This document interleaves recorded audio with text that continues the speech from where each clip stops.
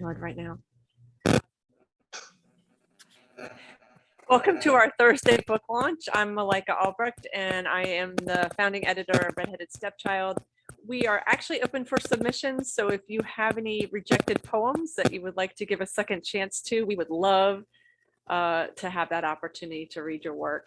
So you can just find us under Redheaded Stepchild. Tonight, I'm so excited. Nicole Greaves, just fabulous. And I want to show the cover of the having witnessed the illusion. And we are going to hear a story about, the cover. It's a fabulous story. I already got a pre-introduction. So I look forward to this conversation because already what we weren't taping, I feel bad. So I'll try to circle back around. If there is noise, somebody just wrote in the chat section that they're hearing some feedback. Just a reminder to mute, and especially once Nicole starts talking. Don't worry about when I'm talking. Nicole Greaves holds an MFA from Columbia University and an MED from Chestnut Hill College. Her poetry has appeared in numerous literary reviews and was awarded prizes by the Academy of American Poets and the Leeway Foundation of Philadelphia. She was a 2015 finalist for Coniston Prize of Radar Poetry, also nominated for Best of the Net. In 2020, she was a finalist for the Frontier Digital Chapbook Contest and the Dogfish Head Poetry Contest. Oh, Nicole, you're just fabulous. I'm going to go ahead and really turn it over quickly, but you all are in for a treat. And we do even have a multimedia moment. So just cue me when that happens, Nicole. If you would like to read for open mic, go ahead and send me a message and I will put you on the list. Hi. All yours. Thank you so much for being here. Yeah, thank you so much for being here. I'm really excited to share with you this book. It's been a long journey, and having it come together with Glasslier Press especially is just so meaningful to me because of the poets they represent and the care that they give their writers and their poets. So I just wanted to mention that because I know this journey of finding presses and just making those connections can be really challenging, and you can feel very isolated. And I just really appreciate them and the work that they do. So a little story about the cover. So the cover was done by my student, Iris Hills. She came to me, she's now 23, and she graduated from American College. And there's my friend, Aline, who I did MFA with. She came in 7th grade, and she was shy, a little reserved, and we hung out a lot, talked a lot, and she would have lunch with me. And we just became just kind of like what we laugh about now is she was my school daughter. And she became my yearbook editor. She worked on yearbook in 7th grade. I run the school yearbook and have done for, 12 years. They still have me doing that. And she became my yearbook editor. And I always kind of kidded with her and said, if I ever write a book, you can do the cover. And if I ever get the book published. And then we kept that up. And then I said, listen, I have a book. I want you to do the cover.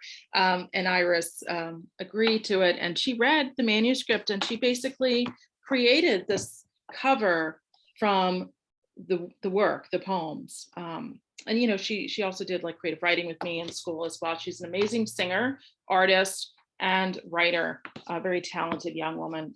And she did my website too. So if you ever go to my website, you need a website done, I highly recommend Iris. You can check it out. She did like drawings for all my poems. So if you go to my website, you can see it's like NicoleGreaves.com. You can see she read the poems and then did drawings to them. She's amazing. Okay, so I'm going to start with, should I just dive in? All right, I'm going to start with Prelude. There was a year when you thought of nothing but horses, from the wild Mustang to thoroughbreds, some white, but mostly you envisioned them dark, chestnut and black, shiny like light on the surface of water. Cutouts covered your walls until there was only them falling into each other. How could there be anything else to dream of? You wore your hair like a mane, braided like a mane, like a rope running down behind you. For a year, you felt too massive to stay, too wounded to move forward. You listened for bells, for the precision in a sentence that held the shape of an arrow, one that knew how to find the heart, as if the heart were truly forgiveness. It was then you began to realize that there might be others who thought they could become horses too, and you called to them, and sometimes you believed you heard them answer as an afterthought while trying to leave this world for the next.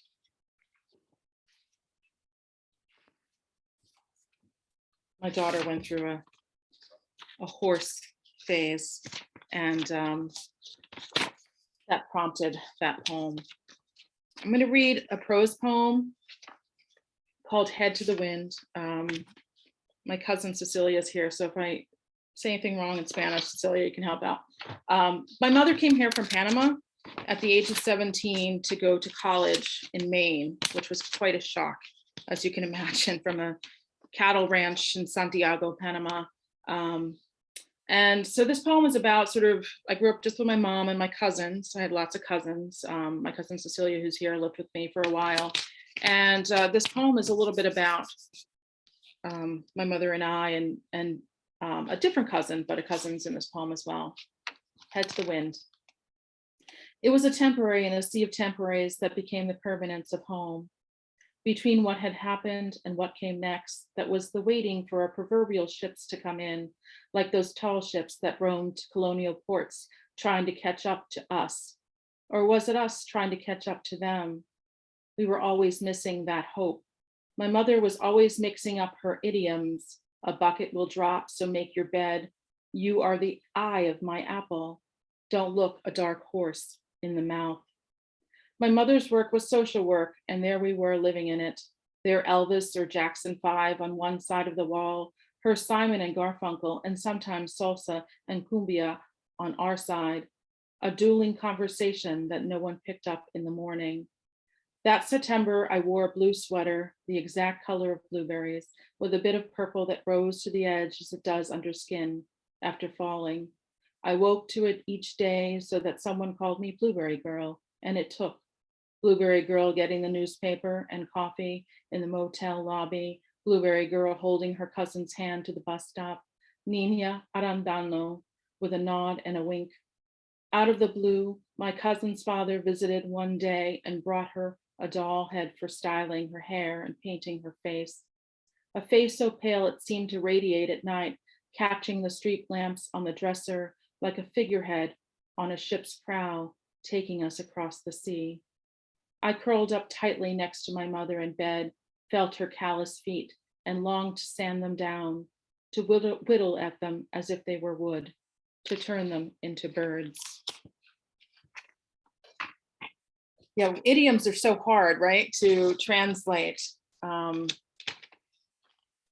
you hear that a lot from people who come from, in fact, I've worked with ELL students, and that's one of the things that can be challenging. But they become kind of fun too, because they shift in the language and have this new meaning, which is what's so great about poetry, right? Moving language around to find surprises. My mother's Dresden teacup. She was a collector of things. On the hull, there are tiny golden silhouettes of a man and a woman standing inside a blue egg, and above it, a golden rim that carousels around like a wedding band. It was perhaps a wedding gift en suite to a larger service with courtiers and a king and a queen prominently centered on the tureen. Alone now, they are all that is left, he bowing just before or after a dance, holding what appears to be her hand at first look, but is part of her skirt, as if he were about to unthread her, pulling her out like a top into rotation, into a tiny planet until she is completely nude, like the inside of a teacup, porcelain white, like a cameo. But the momentum is caught like her elongated neck that swims out toward him in that blue, what looks to be a singular feather rising from her head, their toes almost touching. Neither one is changed when the hot tea is poured behind them. There is no magic transformation like when my souvenir mug turns a San Francisco blackened heart red. The tea just darkens there with its prophecies.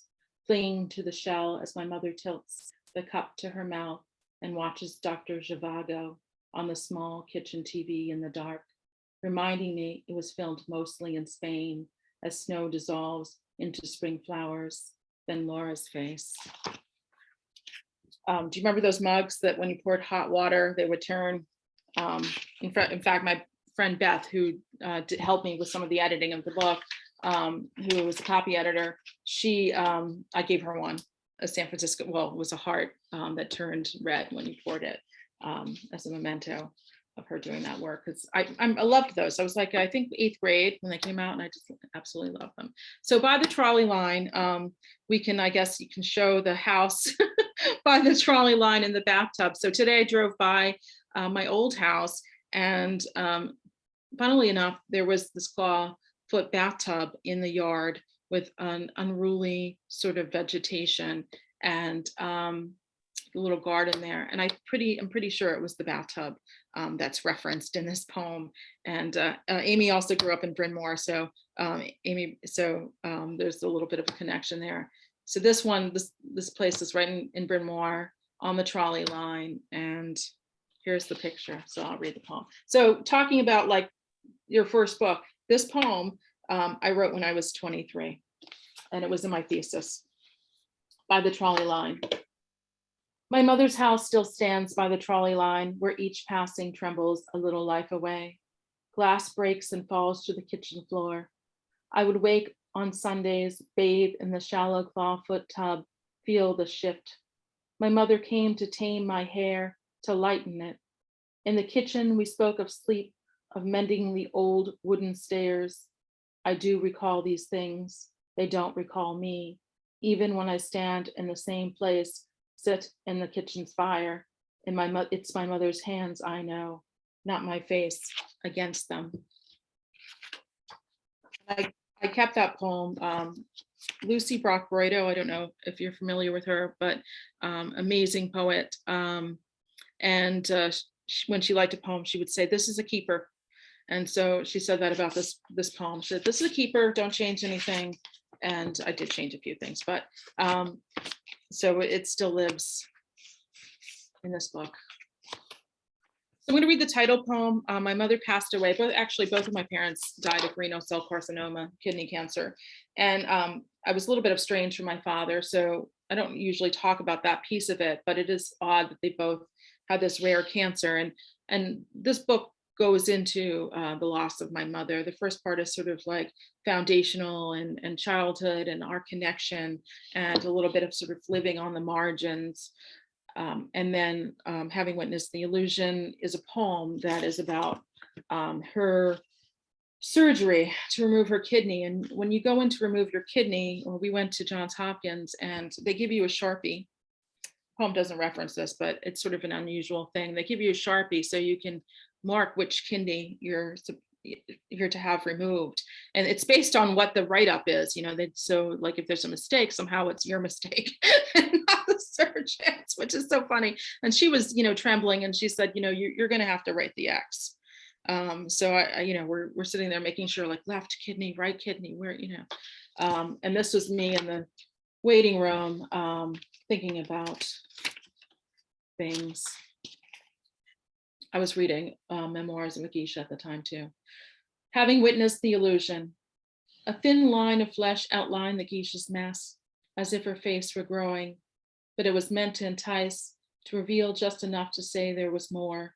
In the way a knitted sweater is a series of portholes, and the body, the ocean, the thing contained in its projection, a ship in a bottle, a cancer in its cell, or the waiting room itself, where, from airport-like windows, children are watched in a play yard as they cross one another like an eclipse. There's a lot of like images of rotation, and like my mother loved science fiction. I used to go to sci-fi conventions with her. She was a Trekkie, and so she was telling me a lot about the planets when I was very young, and there's a sense of us sort of being planets rotating around each other that comes up, I think, in the book.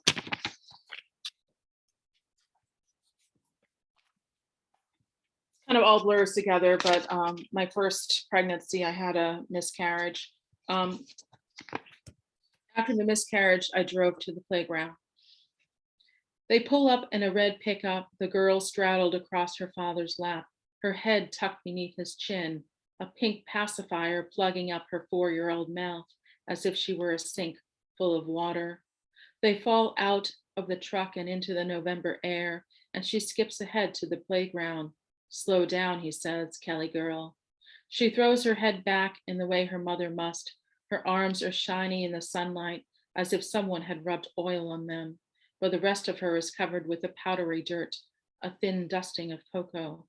Kelly girl wants swing, he says, as he lights a cigarette and pushes her wildly until she is taut with laughter. The pacifier falls out of her mouth to where it is lost, and her dress flies upward to cover her face. Enough, he says. When she gets down, she is slower, as if just waking from a nap. The sun bleeds orange across the sky, the fire like fire seen through an oven's window. You can almost taste it in the winter, the sugar the body craves.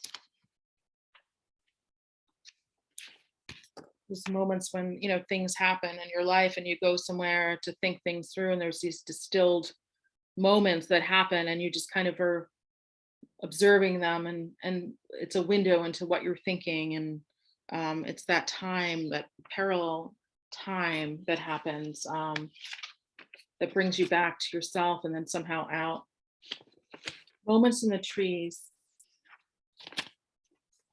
My mother's owl face is becoming more owl-like, something startled in the wilderness. When it hears a human voice, even its own, like an unexpected reflection in a window pane. When the mind is years ago in the village that is no longer a village, thinking of that boy who no longer is a boy. Her brow furls like someone blowing into a reed to push music through, tightening the pitch into its eye, sharpening until the voice is gone.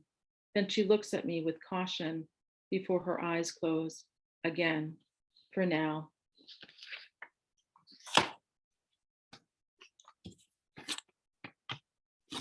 So I believe in art as something that carries me through life. And I think I imparted that to my children. And I think that, some of them, my children, well, my son, I think, has come into that. And this poem is about him and a classmate in kindergarten who I think we're beginning to discover that. My son learns art can save him. They sat next to each other in kindergarten each day for an hour, warming lines on paper with what they almost knew. And one day she drew God following her to town. So he drew himself following God, following her to town.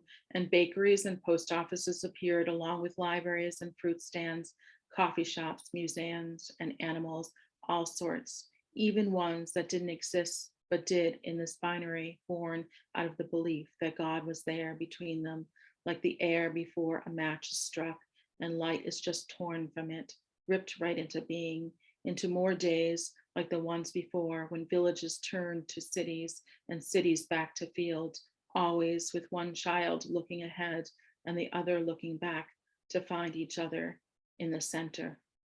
So my son does practice visual art, and the girl who's referenced in this, her name is Moxie, and she majored in visual arts in college. So I think it's funny to think of how that turned out.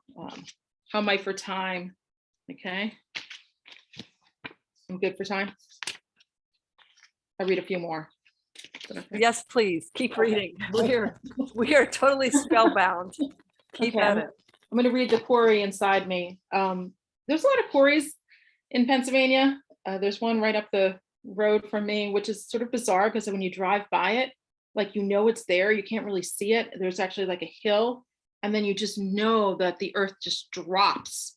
You can see it from certain vantage points, but even when you're driving around it and there are hills, you can just, it's like that animal quality kicks in to understand that there's this giant hole in the earth. And when I drive by it, I just kind of, I feel it, and I have my spidey senses, as I say to my students, come alive. And I have this sense of like, let's drive fast because maybe this hole will kind of widen. So that quality of having a quarry inside me after my mother died. So each day is a Sunday, the other side of what happened, the huskiness of goodbye. Even when I say I am happy, I'm not, but pushing myself to believe, and it has to be enough. Like the way I hear my mother from the well, the quarry that is all an immigrant has of her dream, the whole of it which becomes a life in that symmetry of a thing and its absence. There's also sort of that movement from the other country. And one thing that's interesting, I'll go back to cover for a second, which is sort of interesting. When you touch down in Panama, there is a mountain, and then the city is lit there. It's a pretty big city, Panama City. And Iris drew this there's no reference of that in the book, and we never discussed it. And so she drew this, and when she did, I was blown away. I was just stunned for 5 minutes, and like showed her some pictures. She's like, yeah, that does look like that. So it was just weird that she had the feeling from it, and that understanding of the city with the mountains behind it and nestled there, and that sense of returning that is in the piece. Awakening to my mother's voice from beyond. I'm not going to lie, I didn't like many men. There was always something they wanted, even more than love, which was all I had to give. Today, I'm just listening to Peter, Paul, and Mary's Early Morning Rain over and over. Now you can even watch them whenever you want in black and white. Those antiquated snapshots come to life as if you were a time traveler. Maybe, Iha, you should go to the planetarium today and watch the universe expanding, or marvel at Titan, Saturn's largest moon with wind and rain, and follow the constellations. Outside, pay a cartoonist to draw you as a caricature of yourself, of all the ways you're imperfect, and place it in a box to find it years from now. She had lots of wisdoms.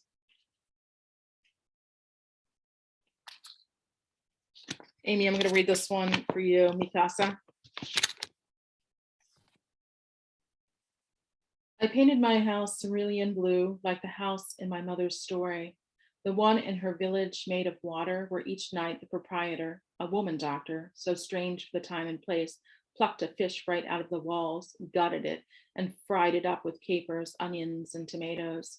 It was a kind of willfulness to feed oneself, to be a woman doctor, to keep an ocean upright like metal in flight. In this house, my mother said, there were no masculine or feminine words. The spoons were always joyous and women always safe. The house didn't know it was water any more than a child does, because it was always there, my mother said. No one ever questioned why it was. My mother was a abuse survivor, and she was also a social worker and domestic violence social worker as well.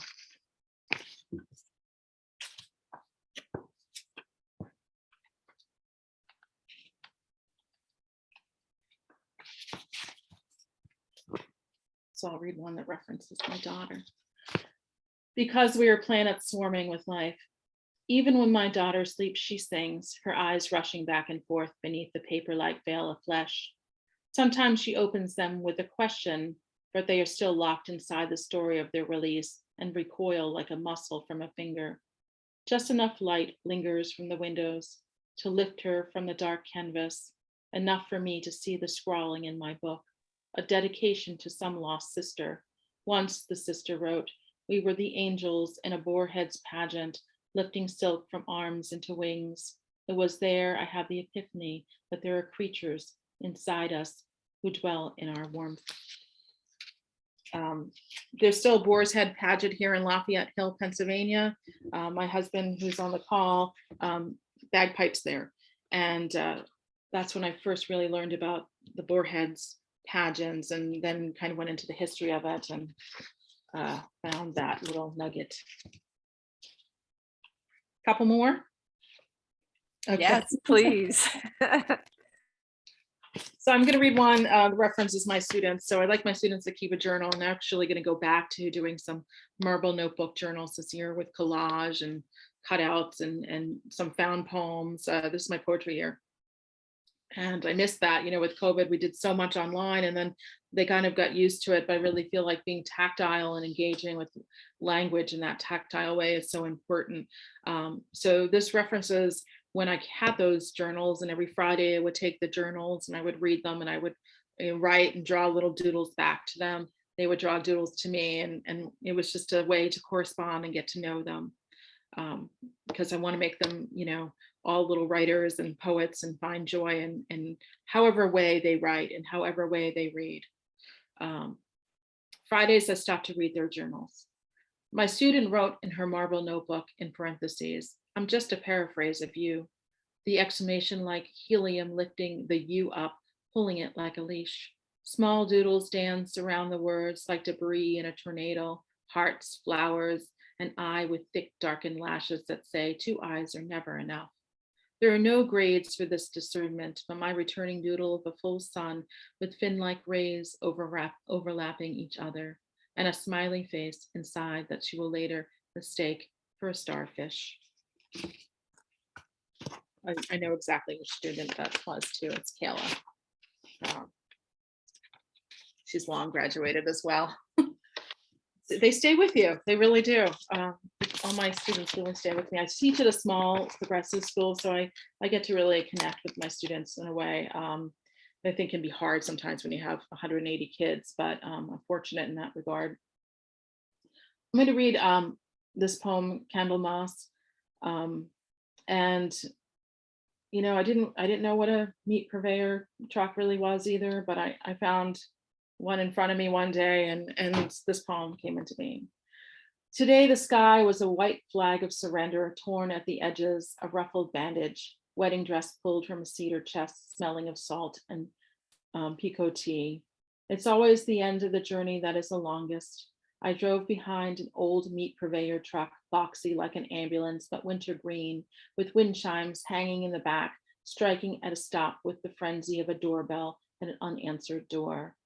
A strained cartoonish cow's face beamed from the fender, as old as the meat truck before my childhood, suggesting I'm happiest when smiling. The chimes kept hitting glass at each false start. Was there any meat in there at all? On the streets, the Christmas ornaments were almost all taken down, except for a few lone houses that held on like mothers, and one still with a lit tree standing in the bay window. Would I ever go outside if I didn't have to? The lights quivered on and off and on. As the truck turned into its lost direction, words ran fresh from a long time. When I was a teenager, I had, and I think I teach the students that I teach because of adolescence being fairly hard for me. There are people who just, and as poets, you can relate to this, they kind of feel the world pretty intensely. So when I was younger, I didn't really quite understand that, and it was hard to be in the world at times. I remember once Louise Gluck talking about that when she came to when she came to talk to us at Columbia, and she talked a little bit about not even feeling not able to even drink water outdoors, just because of the sensitivity, I think, that you can have when you feel a lot intensely and have things that happen to you. But I do believe that there is this thing about feeling things intensely that comes into being. So I'm going to read this is kind of a companion poem to this poem in terms of like that element of happiness and how we sort of begin to define happiness. And when you're younger, you really want to pull away from your mother, and you're kind of trying to be anything but at times. And this poem is about realizing how wrong I was. So it's sorting through my inheritance. Sometimes there's no translation. A word so much a word that you can't speak it or taste filament. When everyone else is sleeping, I think of you writing postcards, trying to maximize space, get as close to your meaning. Pine trees smell like I thought they would, like a cure. Together, the most beautiful words in the English language are cellar door. It's called euphony. You heard it somewhere. You were always listening with your elfin ears. I told you that cellar door didn't sound English, and that's why you liked it. You told me there's so much deception, you must make your own truth. You said I was as beautiful as the words or any. I thought I was a cellar. All through adolescence, I was always both awake and asleep. You would ask me, ¿entiendes? Then quickly remember English. Do you understand? Entiendo, mama. ¿Entiendes? After you're dead, I'm happiest becoming you. So should I read just one more or? what do we- Yes. You know, I'm going to keep saying yes. This is awesome. Each poem, I'm like, I couldn't have done without that one. All right, I'll read two more. I'll flip back a little bit. Where is that?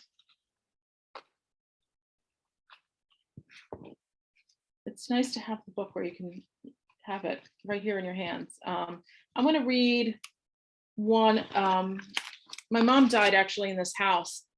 She wanted to be with us, and we were able to do that. My husband was working second shift, and I was working first shift, so we were able to be here 24 for her, 24/7. And there came a point where, you know, she wasn't gonna leave the room again. And this poem is, you know, my mother will never leave the room alive again. And during that time, I feel very fortunate to have been with her. We listened to opera, we talked a lot. We ate pureed mangoes. My cousin and aunt were here, and you know, it was actually a really a time I'll never forget, because we became very, very close, and anything that was left unsaid, we were able to sort of patch up during that time. But we had spent so much time together, walking in the universe, being with each other. It was just the two of us, you know, most of the time. And this poem kind of is about us moving out into the world and going back to that place, and that idea that, you know, as life is leaving, life is living. So my mother will never leave the room alive again. The city blocks grow longer in walking, as do the skyscrapers, like a man once while sleeping as I watch, like dough under the kitchen cloth. I take a breath in for as long as I can, hold it like a lie. I have built my tolerance. There is so much the camera wants to see in its wash, and nothing can end before it is meant. The golden hour comes in with its honey and shafts. The ladders are taken down or abandoned for the walk. The same birds have moved overhead all day, unnoticed, until now, like the brass bracelet sliding on a woman's arm at the open bar, and the beaded crimson earrings that almost touch her shoulders, or do, as she tilts her head to show she is listening, tassels shaped like her own body, or ones on an Arabian horse, or ones pulling back curtains for a private view of the trees. I'll read the last one. So I had prologue and I have an epilogue as well that returns us to the horses. This was cool too. So this is another thing that comes up when I played around with shape. I was like, this kind of feels almost like a bell. You know, you have those little things that happen when you play around with pagination and formatting. I painted these wooden boxes deep burgundy as if I were the child again, not her mother. I painted them like my own lips and cheeks and dress up, painted them like the trees in the woods in spring, our spring in the north. Here I put the stories back, returned wood to wood, drew the shutters in against the sun like a slap that sends the birds flying.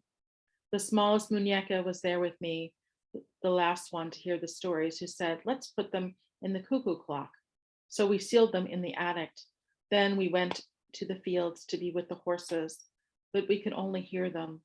The smallest muñeca said to me, you can't tell if they're coming or going. No, my lovely little nut, I said, they are the one and the same. So, thank you. Woo! People, y'all can unmute. Oh, Nicole, that was Thank just you. fabulous. It's first reading for a while, and there's Caroline too. Hi, Caroline. Was on vacation. Yeah, it's nice to see everybody's face, right? Oh, Yeah, that's it is. amazing. It is. Thank you so much for coming. Nicole, thank you so much for sharing your work with us. And I know there is so much in this chat section that you're going to have to go back to. I am just almost speechless that just image after image, just the perfection of your images that you chose and the way you talk about them. And I don't, yes, stunning reading is what Kelly just wrote. Thank you, Kelly. Yeah, beautiful, powerful, inspirational. Betsy said she has to leave a little early.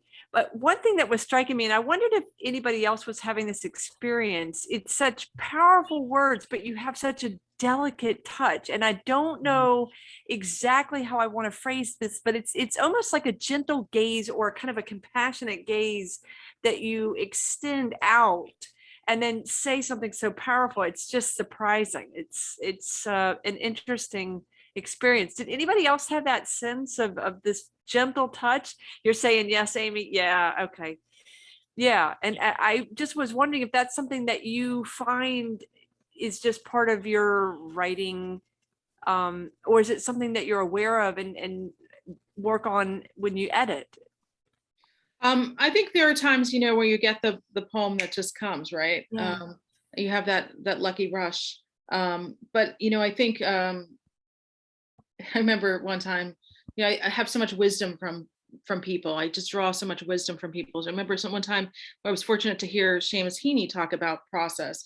And he would talk about like how poets need to tinker. You have to spend time tinkering and walking around and just, God knows what, opening drawers and just sitting in the back porch, looking at Cosmo. I don't know.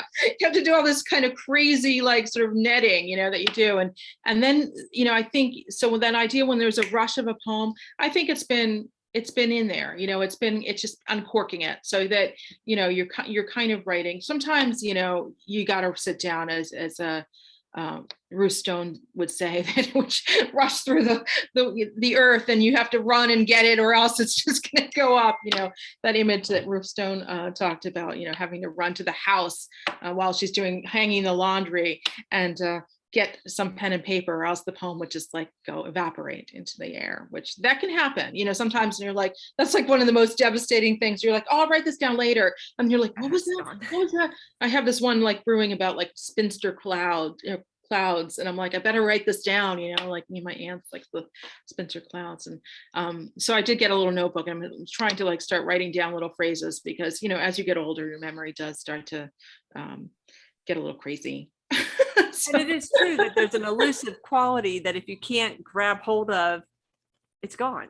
It's gone, right? And then there's those times where you're just like, I'm going to write a poem. I'm going to sit down. I'm going to write a poem.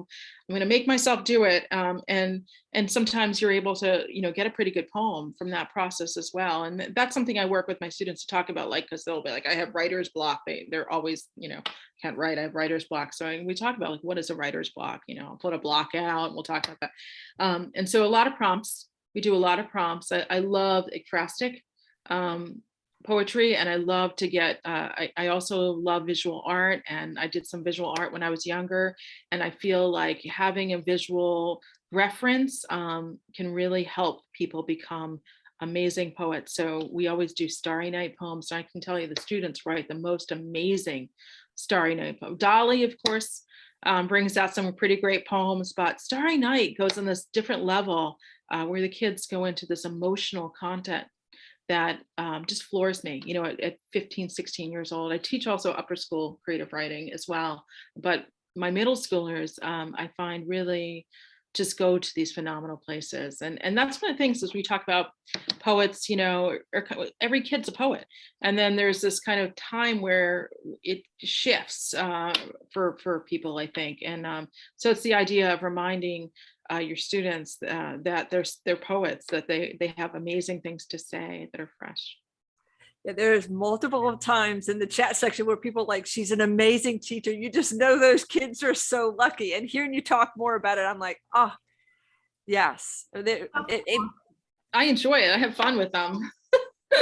I can tell. I mean, that passion is genuine and it really is felt. It's palpable. Sometimes they drive me a little nuts because they're middle schoolers. And so sometimes you have no filter, but sometimes the no filter is fun too. Like you just have to really be able to have an ego about it. If they say like, oh, I thought you were 87. You're like, no, I'm actually 100. I look really good for my age, that kind of stuff. May I interject here? I was just thinking, Nicole, there's a restraint to your voice. Yes. Yeah. It's as though you have so much power that you contain in a certain way. And so there's that, I'm thinking of the question that was asked earlier about your voice, there's a gentleness to the voice, which I think is also part of, who I know you to be, but there's an incredible power. I think you exemplify what we always hear about poetry, containing the uncontainable. So you keep it it's restrained. You don't like any bells and whistles. You're not gimmicky, but it's just it's like you want to get down to the absolute thing that you must say in the absolute most perfect gem-like way. And I think it's wonderful. And I forget what the question was. It was something about your voice or being kind of gentle, being softer. And I was sort of going back to that anyway. And I think you're using the word that really resonates, because that's also what Joan said. There is a restraint, but there's this power behind it that is it's a beautiful, what an amazing quality for all of us to watch in her poems. Nicole, it's just fabulous. Yeah, I thank you, Amy. I try to balance the sort of the visual, the image, because my gift is my imagery, right? So we all as poets have a thing that we're really good at doing. So my gift is my imagery, and I've worked really hard at the craft of the prosody, and to have that sort of layer. And I love having Aileen here, because we did MFA together, and so that's really special to me to have you here.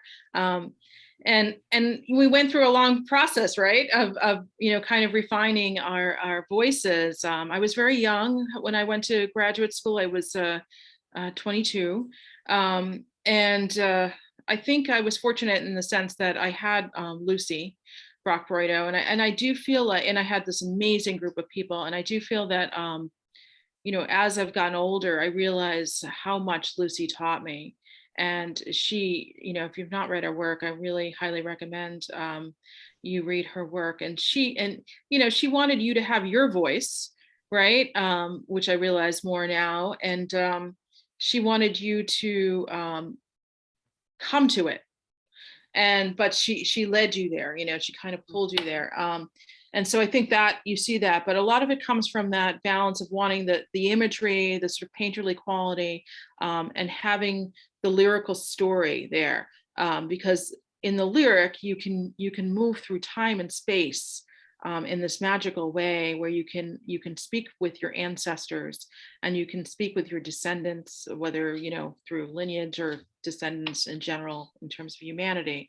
Narrative, certainly you can do that in a way, but it's different for me. That's my sense of it. That's my sense that with the balancing of the lyric and the imagery and the narrative, that balance really helps me kind of move through time and space and kind of understand, because we all write to sort of figure things out, right? To know ourselves, to know the world, to reflect it sometimes, to connect as well. Yeah, we're even writing down the things that you say, not in your poems. There's a couple of quotes. We've quoted you in the chat section because you're saying really profound stuff. And I did want to circle back to something that we talked about. And I love narrative poetry too. I write some narrative poetry, so I just want to make that clear. I love all poetry, spoken word and whatever. I love it all. It doesn't surprise me that you embrace so much of just that expression of poetry as an art form, and also what you talked about with art being healing, that it saves us. Before we started recording, you were talking about, after the book was published, some of the things that you saw, and I really kind of wanted to circle back around to, how even after publication, there's this impulse that's, to revise or to revision or to revisit or to see it in different light. And then I also wanted to talk about the workshop you're going to be doing, even though it's in person, we won't be able to go, but some of the things that you've learned from publications of your books. Yeah, I think, thing I mentioned, well, I'm a teacher. So, when you are teaching, you're always thinking like, what did I learn from this process? So I learned a lot about pagination and thinking about it. And again, phenomenal press that, went back with me and repaginated some things, and, spacing between words and spacing between lines was really important to me, because I wanted breath between the lines. And so going back and forth with that, and really just learning how the book comes together. And I did take a class with Lucy a little bit about the architecture of the book. And, she talked about like sort of, what is your beginning? What is your middle? What's the end, the envoy? And I thought about that a lot when I was putting this together. But once you see it in this form, you think about it more. So one of the ones, I'll show you the example. I'm trying to find it here where, so this, you can see it. So I was like, when the book came out, I was like, wow, that would have been such a great opportunity, because it was about them moving into each other, but I didn't quite realize it all to the way I think I could have, right? So, a lot of it, when you read it together, it does kind of flow, but then I have this, bottom of the couplet at the bottom that doesn't really, I think, gel in a way with the rest of it. So thinking about, oh, well, putting out the pages, I did that, but I somehow didn't notice it in that way or that quality at that particular time. So now thinking about how, when I would do another book, I'm working on a chapbook, actually, thinking about how the poems function together in that, in that space, opened and closed in that mirror kind of space, which I think is a great opportunity to really bring the poems together, because I had a lot of poems that were kind of complementary poems, and some that echoed back to poems previous, because it was sort of that arc of the story. And so I really wanted to kind of make that cohesion, as you kind of mentioned in the beginning. It took me a while to get this, partly because, I'm a mom and I work as a teacher, and I was with my mom for many years through her sickness. And I struggle a little bit too with just organizing things together sometimes. And so finally getting this together, and, COVID helped me. Amy Small McKinney helped me. I mean, I have so many people who had hands in helping me in this. There's just, as I wrote in the beginning, because a book is a group project, I had this book, but I had a lot of people kind of wheel me to the finish line, so to speak. And that's another thing I really want to impart to my students. Like, you're not in this alone. We're in a community, and we can help each other through that finish line, for sure. And we should be doing that as people, helping each other through the finish line, because we have a lot to learn and teach each other, right? So Perfectly said. Very true. Perfectly said. And just and I love that your writer group is here, and other friends and people from grad school. I mean, that just speaks to the community that you are a part of. It's fabulous. Does anybody have any questions for Nicole? Yes, GG. I do. GG. Hi, Nicole. It's good to see you. Good to see you. So I think you kind of answered the question that you've been carrying around like a notebook, but I'm remembering this relative of mine. He's a professional violin player, and he carries around a little pad, in a pocket, and immediately when he comes up with something, he takes it out and writes it down. Is it that way for you? Like, you'll be driving and it's like, okay, I'm at a red light, let me just get this down before I forget it. I think I did more of that before. And I don't know, with COVID and the shift. So when my kids were little, I definitely would just pull over.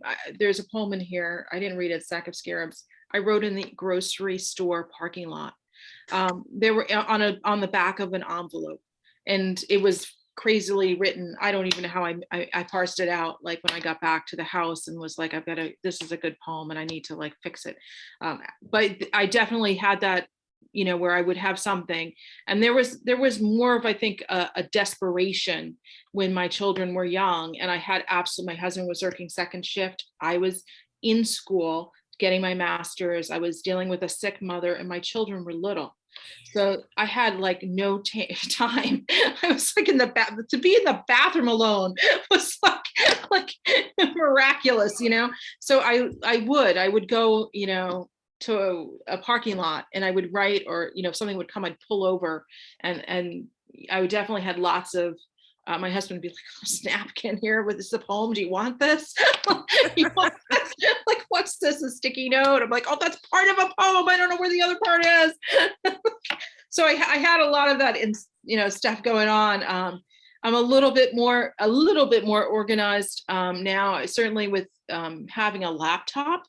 I sometimes lose where I put it on the laptop. Again, there's executive function. It's funny because I'm a learning specialist as well, but I can bring that sense of my own sort of scattered mind to like, this is what's worked for me. So I would be like, I'll email myself this poem, that way I won't lose it. And then I'm like, when did I email myself that poem? Was that 3 months ago? And I'll, then I'm searching through all the emails to myself, because I've also emailed myself a reminder to pay this bill, or a reminder to get my daughter's eyeglass, whatever, so I'm like so there's a lot going on. So I do think that there is an urgency that can happen when you have a poem in your mind, where you need to write it down. So I have lots of notebooks, and I'm hoping that I got a new notebook that I think is working a little bit better for me. So I'm hoping this will work. I think of myself when I was young, every year I'd be like, I'm getting these notebooks and they're going to be perfect.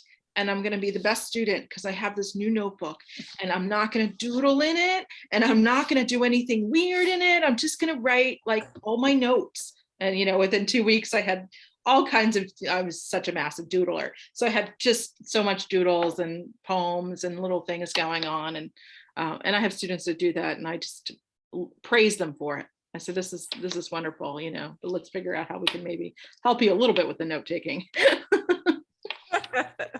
Thanks. Such a great question, Gigi, and I'm glad, Nicole. It's wonderful to hear you talk. I adore the way that your mind thinks, and also just embracing. I really relate to the doodling and associative thinking, and the envelopes and the sticky notes of poems, and going, were these together? Is this like a poem together, or are these separate things? What happened here? A poem in parts. Yes, there you go. With big leaps in between. These could work together, right? Oh, that's awesome. Any other thoughts that people have, or something that you would like to reflect back to Nicole? Or we could take a moment just to say thank you so very much, and let her actually hear us clapping, because sometimes it's weird. You can see us clapping, but you can't hear anything. That was awesome. Yes. Thank you so much for coming. I really appreciate it. It's great to see people from all parts of my life here as well, which is amazing. I would just like to say one thing, as being a reader at Glasslyre Press, and when this book first came over the transom, she didn't, it wasn't a contest, but she didn't get the publication, but she was a finalist. And I was like, oh goodness, I really, really hope she submits again. And when that came over, and I think it was one of the first ones that came over in that submission period, I was so happy, because when I read this book in its manuscript form, we were just blown away. And I was so delighted that it wasn't picked up anywhere else, because that's always a fear you have as an editor when the reading period is still open and you get something in that's just absolutely blows your socks off. And we just couldn't have been more happy that it worked out the way it did. And I'm just so glad it's in the world, and so glad everybody's getting to read her magnificent work. And yeah, just bravo. Well, I definitely got stuck that I wanted it at Glasslyre. Just, with the editors, Kelly and everyone, it's just amazing, thoughtful people who love poetry and love the art and are dedicated to their artists. And we know that this is, not this giant money-making business we're in, but just sort of just kind and thoughtful and helpful. And you know what? It wasn't ready. It wasn't quite there. And I'm happy. I went back and actually wrote a couple of poems at the end, and I worked on the arc a little bit tighter. And I'm happy it's in this form. And so I feel like everything is always, something that teaches you. And I'm so grateful that Glassfire helped me realize that, and gave me that time to go back and work on it. And I, worked with Amy a little bit on it. And Amy said, because I do have the restraint, and Amy said, let go a little bit more. Just let go a little bit more. Put a little bit more I in here. I had a lot more of she, using that she voice as opposed to the first person. And so I went back and embraced, instead of like hers, mine, and kind of owning the experience that I had. There was a little bit of having to shake some of that, the workshop stuff in the 90s. In the workshop, there was an element, and I think Lucy saved us because she came in the second year and helped sort of shift things at Columbia. But there was a lot of sexism. There was a lot of sexism. There was a lot of like women writing about their periods and things like that we endured in classes, and even at our thesis reading, right? So there had to kind of heal from that too, to move through it. And this book was in large part that experience too, of coming back to myself. Again, Lucy came in that second year and really kind of shifted things in the climate there. Before that, it was a little rough. Do you want to say something to that? Oh, I was gonna say, you're so right, Nicole. For sure she shifted things, because before that I don't think we had any female teachers with Molly Peacock, who's wonderful. Right. And she's wonderful, yeah, but she was only there for a short period of time. The And only she one. wrote in the back of this book, and she was another, Oh. she was only, I did one workshop with her, but yeah. Me too, yeah, wonderful. But otherwise, I think there was at least 2 semesters we had no female teachers whatsoever, which was insane. But anyway, I just wanted to say how happy I am this book's in the world. And I mean, you were a star talent back then and still a star talent now. And I feel like your voice and the work has only deepened and gotten richer. And I would see your Facebook posts and, would be, I've been up since 4 and I was doing laundry and grading papers and got my kids, I feel like you work so hard, and we all face that, of course, once we leave the bubble of graduate school. We working hard while we're there, but it's a whole other reality, of course. But you've always persevered, and that is just huge, huge, huge. So the talent plus the drive plus the perseverance are just 3 magical things. So I'm so Thank you happy so for much, you. sweetie. And it's so good to see you. It was great to hear you spoken in like, whatever this is. So excited. Fleshy. I love that you mentioned, the talent and the drive and the perseverance. I really do think that with all that you were, taking care of, children, job, your mother, navigating a marriage, I think that we don't oftentimes stop to talk about how challenging all that is as a female poet. With all the other things that we can end up being responsible for, particularly if we're sandwiched with parents or, in my case, my mom, who had early onset Alzheimer's, and young children. And in your case, young children, teaching and, helping your mother as she lived out the last years of her life with you. That's just, thank you for bringing that up, because I really do think that's something to be honored. It's superhuman. It is. Yeah. Some folks gonna read.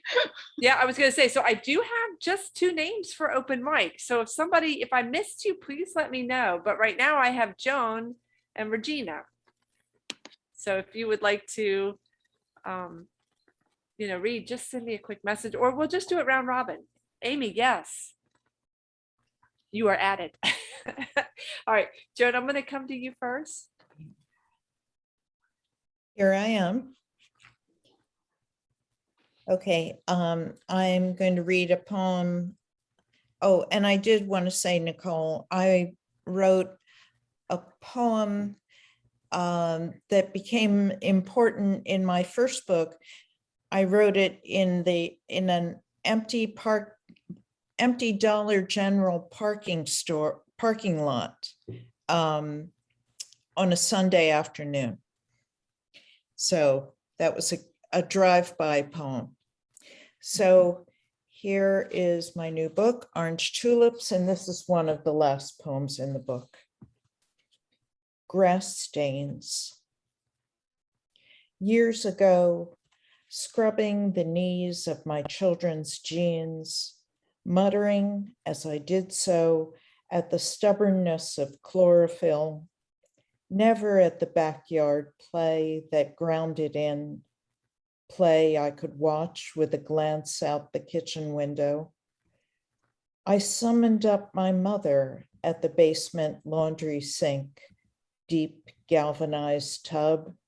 She, scouring city grime from our clothes, bar of Fell's naphtha at hand, stiff brush, unshaded hanging bulb, worn sheets pegged to the lines. My mother's ashes fill 2 black boxes, one in an unused desk drawer at my house, one on a basement shelf at my brother's. Whew. Thank you, Joan. Thank you. Thank you. And that book is out next week. Yes, Fabulous. Congratulations. thank you. Regina, there you are. I see you now. I so enjoyed your reading. It was just so beautiful. And so thank you for allowing us to witness that. My name is Regina Garcia. I love to come to everything Malika offers. This poem is actually, I was so I was like, oh, this is meant to be, because you talked about writing based on that concept of starry night. And I have a chapbook that will be coming out in spring of next year entitled The Fire Talker's Daughter, from Finishing Line Press. And I'm working on another manuscript. It's out in a few places, and it's actually called These Gone and Other Stars. So I was, I don't know. My mother right now is in the latter stages of Alzheimer's. I have spent this week trying to arrange hospice care. And this morning when I woke up, this poem was just in my mind. So I'm sharing it with you. Okay. The busyness of dying. As she lay in silent conversation, eyes fixed, death busies the living, breaking barriers of grief, shame, regret, replacing these with preparation and readying, inciting tortured shows of the greatest connection to the soon gone, trying to hang on to their own faces, their own selves. It is the greatest sadness, really, moving under the unction of expectations, sometimes missing the moments, closed eyes open and set sights on heaven. A signal, really, a bomb, really, an opportunity, really, to pay attention to a sacred release into immortality. Die no more. Like slipping through a veil, greeted into a private entrance, a light portal into starshine. Wow, Regina. Powerful. Die no more. Yeah, Nicole, that just stuck. Amy B, coming to you, and then we will end with Amy S. SK. Okay, this is from my new book, Defying Extinction, from Broadstone Books. And I'm going to read this poem because Nicole and I have both lived in Bryn Mawr at different times. It's my hometown. I do live in New York City most of the time, but I was born in Bryn Mawr. And this is called The Trees Remain. I found the black Angus that used to graze on Bryn Mawr Avenue. They're hiding by Sawmill Road since housing took their land, clustered under tall trees that keep our secrets. Pennsylvania skies speak to me when thoughts turn away from you. A slice of light across the horizon, sandwiched between dark clouds, draws me back to an elusive touch. Late afternoon flashes golden light on bare treetops and evergreens, a snapshot of your smile. Shuttered shops and waning community on our main street find me alone with shadows and wind. A fiery sun still sets where we used to indulge in nothing by the duck pond, sheltered by trees that stayed, that take longer than stars and some loves to die. Thank you. And I really, really enjoyed Nicole's reading. It was just very rich and powerful, as you mentioned. Gorgeous poem. Yeah, indulge in nothing. That really stuck. Gosh.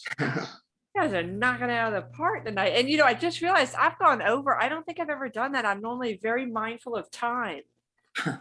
So I apologize, but I couldn't have turned away from any of this. So Amy, we are towards you now.